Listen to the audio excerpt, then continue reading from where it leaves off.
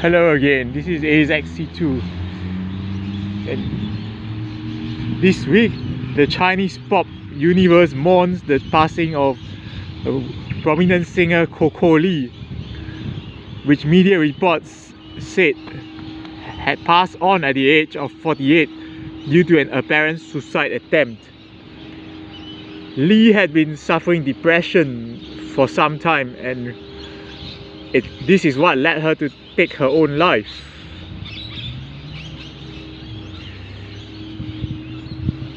I remember Coco Lee was an up-and-coming singer back in the 1990s. She was born in Hong Kong and moved to the United States when she was a child, but later moved back to Asia to launch her musical career. Her songs were popular in Chinese-speaking countries like Hong Kong, Taiwan, China, Malaysia and Singapore, to name a few.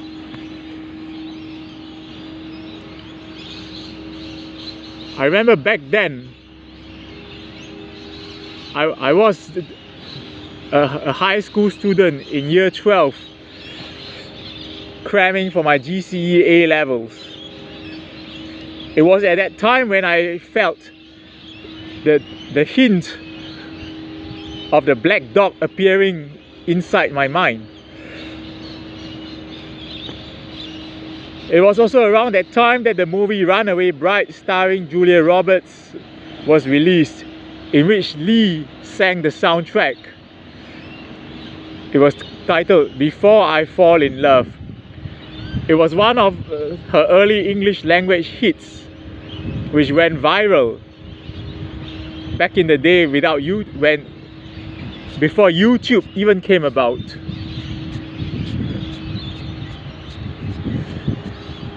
I remember my friends were listening to that song, on their Discmans. You know, the good old days when music CDs were still they were still the rage at that time, before MP3s and before Spotify. I miss those days. Yep.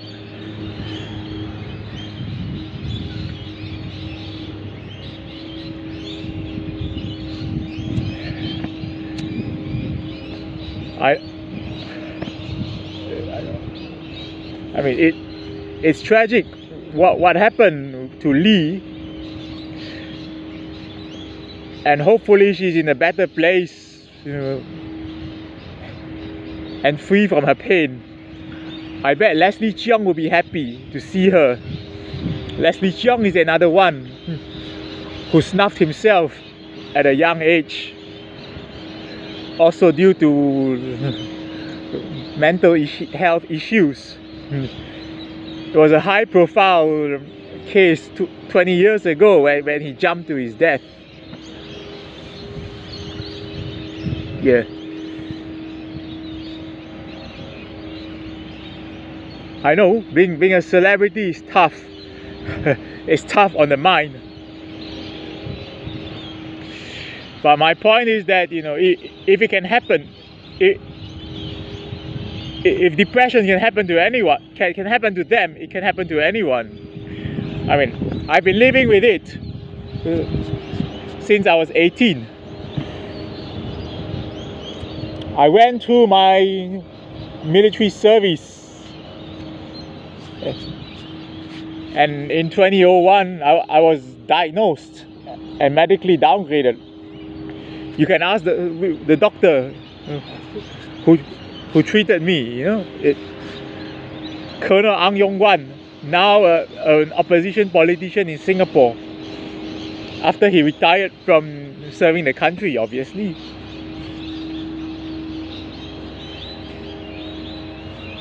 Like, I know I came close to doing the unthinkable, but it was my morbid fear of failure that stopped me, nothing more.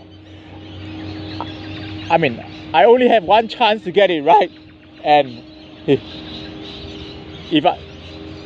if I fail, like screwed up big time, you know,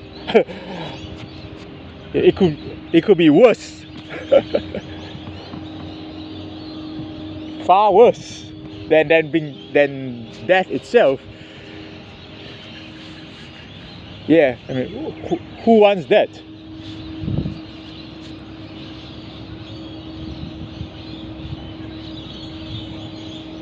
I mean, like I grew up among narcissists. My grandma on my dad's side, come to think of it, she showed the classical traits of narcissism. And yes, and its effects could be felt on us.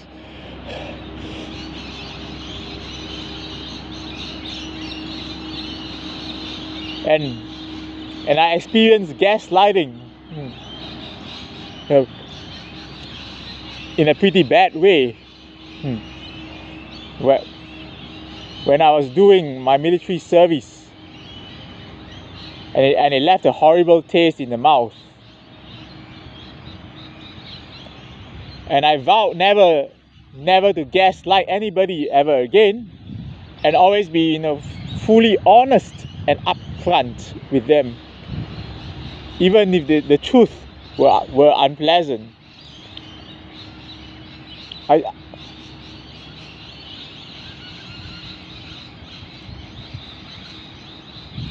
I've endured poverty.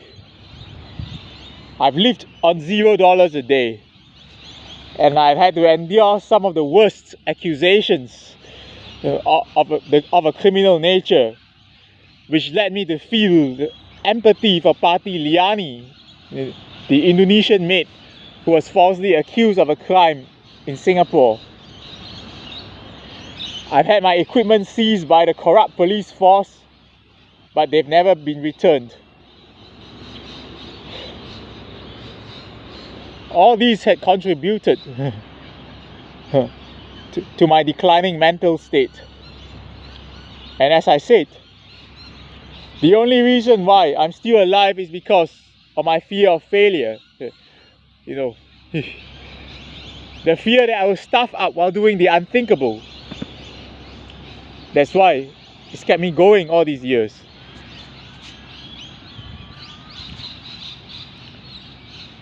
I've been running on false hope.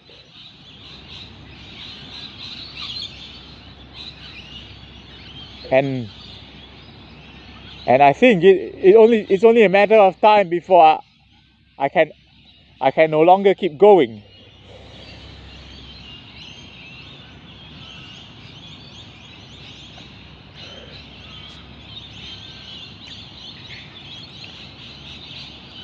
All I can say is, yeah, rest in power, Coco Lee. You've gone on for as long as you could, and your pain had finally, you know, taken hold of you, and you saw fit to liberate yourself. I hope you are in a better place now.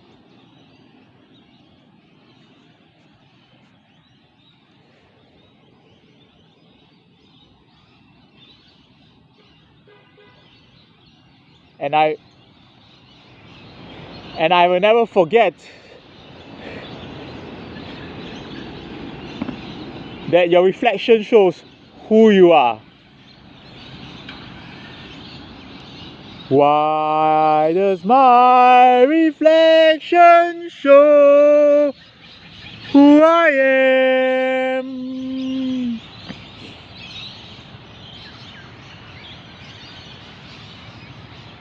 On this note, I leave all of you to it. Goodbye.